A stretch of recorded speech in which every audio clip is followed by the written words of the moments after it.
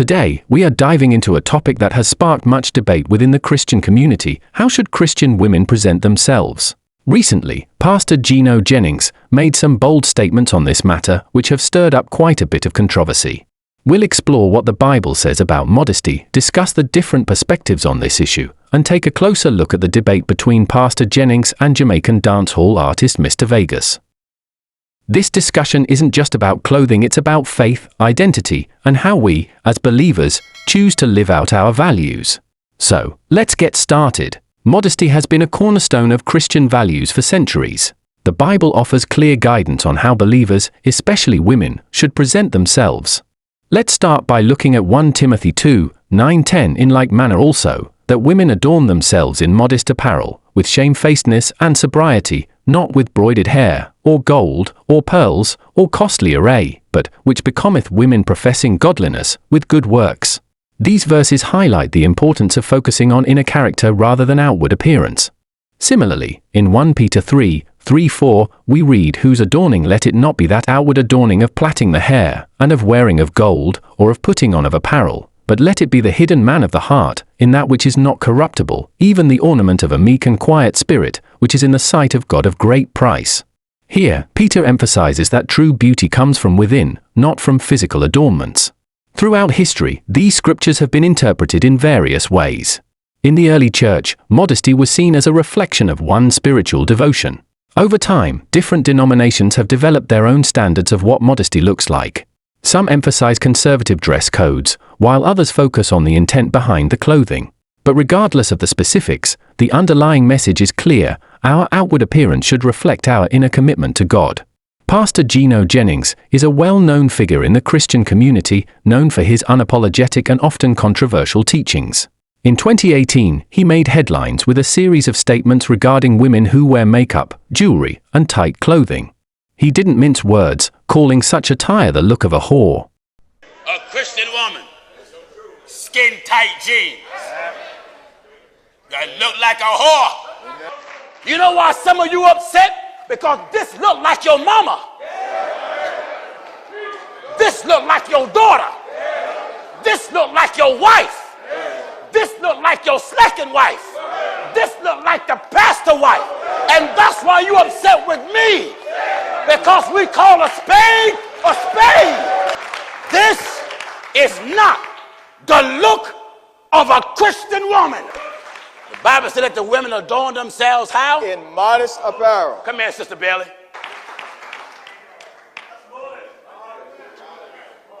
This is modest. Modest apparel. Now, what's wrong with this? What's wrong with it?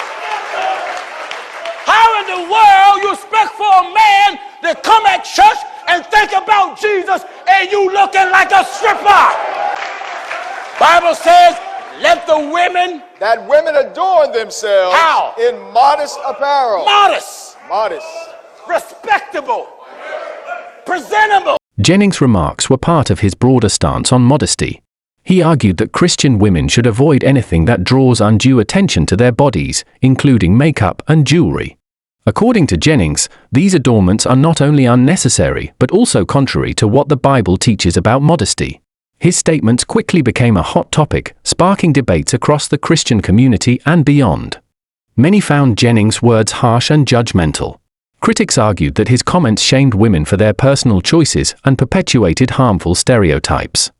On the other hand, some supported Jennings, agreeing that the Bible calls for a more conservative approach to appearance. The controversy highlighted the deep divisions within the Christian community over how to interpret and apply biblical teachings in modern times. I mean, you can't go in there and then exclude people because they're wearing lipstick. I mean, this is crazy. I'm like, this is nuts. First of all, not only does he sound like there's like a talk box in his throat, but no, not only does he sound like Satan is in him, doesn't it not say in the Bible, come as you are? Matthew chapter 11, verse 28. Come to me, all you who are weary and burdened, and I will give you rest. Number two, I don't understand how lipstick or rings or ankle chains, anything like that would be a cause of concern. These women that he's calling whores because they wear lipstick and red nail polish and tight jeans, he should be ministering to those women. He should be praying for those women. He should be having compassion towards those women. He should be assigning women in his church to gather group meetings to go out and minister to these women. He should not be chastising these women. He should not be belittling these women. And as a matter of fact, I want to make it clear, not because a woman wears lipstick and long nails and nail polish don't mean that she's a whore. And yes, God can call people to deliver messages who are wearing red lipstick and red nail polish or colored lipstick or colored nail polish and tight jeans to win souls for him and to minister to those with a broken hearts and to those who have lost their way. He's a real misogynist. That man, you can see that women to him is supposed to be procreate and serve him.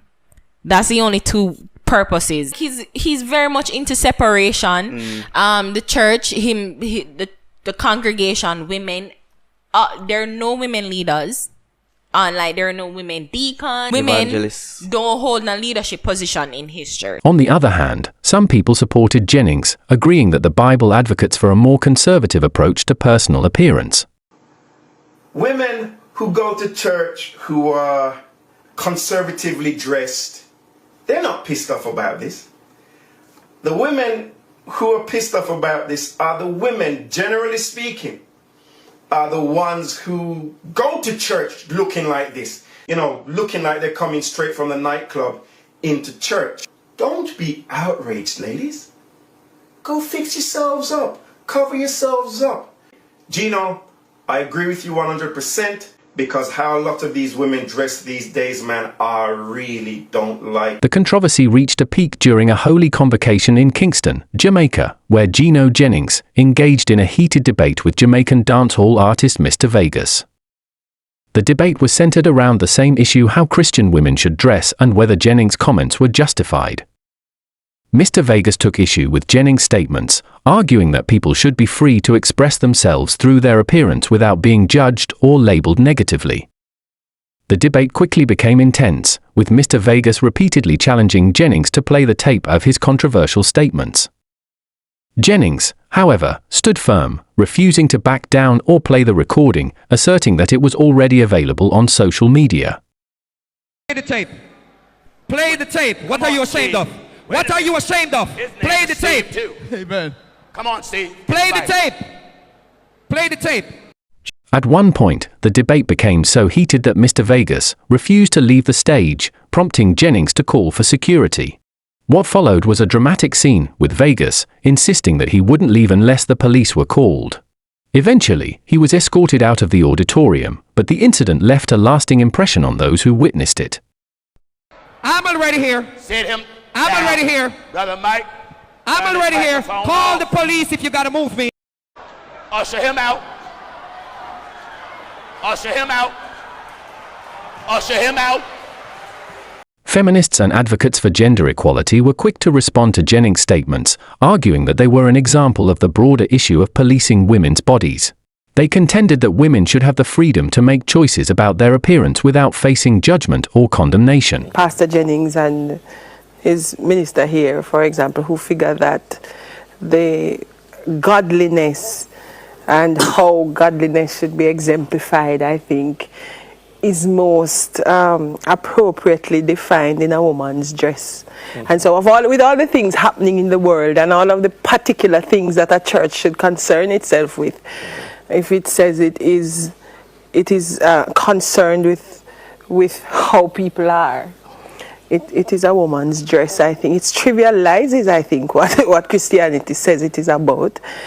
I think it also, you know, there's this phenomenon called speaking from with the God view, where men tend to speak as if when they speak, they're speaking for God. And they've done it for a long time. In reflecting on Jennings' role, it's important to consider the broader implications of religious leadership.